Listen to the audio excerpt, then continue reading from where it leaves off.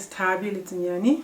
I'm an individual activist against gender-based violence, and I'm a survivor of 10 years of it.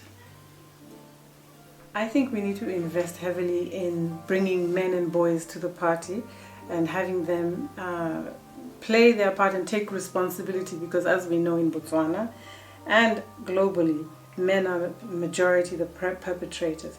This is not to say that women don't abuse people in general, whether it's other boys or men or children, but this is to say that the majority of the perpetrators are male, and yet they are completely out of the equation and out of any sentence dealing with GBV.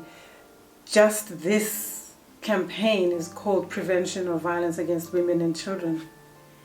There's no subject to that verb. Okay, it's a passive voice, and women and children are the victims. There is no subject, there is no perpetrator, and that is men and boys. And that awareness needs to be brought and needs to be invested in.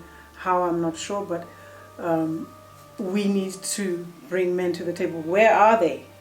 Every single man cannot be a good man and saying, oh yeah, it's those guys, the people who do that, those guys over there who do that. No, it can't be that way. Because the majority of the perpetrators are male, they are walking amongst us. They are our friends, they are our lovers mostly, they are our husbands and brothers and fiancés and cousins, and this needs to be, brought forward. I got from a TED talk by Jackson Katz that this is what happens. You have action, verb, subject, verb, object, which is Joe beats Thabi. Then somewhere in the conversation it becomes Thabi was beaten by Joe, which is the passive verb, and then eventually it ends up as Thabi is an abused woman. And that now becomes the subject of discussion. And Joe is completely removed from that conversation. We are very quick to say the word women and the word girls in terms of being victims, but we are very reluctant to apportion blame or where it comes from, where the victimhood comes from, by saying men. It's like whenever you say the word men, everybody becomes defensive and refuses to accept that as the subject of this problem.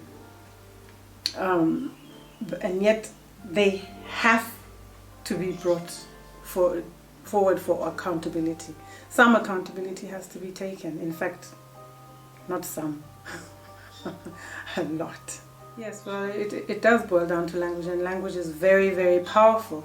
It can make things happen, and it can make things change. The fact that we are using the passive voice is deliberate. It deliberately removes the subject from this. This is grammar, but it's not just grammar. Even grammar has impact. It has a reason why it's presented that way. When anybody writes a book or an expose or an essay, there's a reason they choose those words and why they put them in the order that they put them. So language is a huge, huge influence on what's happening here. And gender-based violence is majority perpetrated by males and men and boys. We are taught that boys will be boys, and that they're rough and tough and tumble, and that they're not supposed to control themselves, and so on and so forth. And that's just not true. We have to change the way we talk to boys. We have to change the way boys and men talk to us.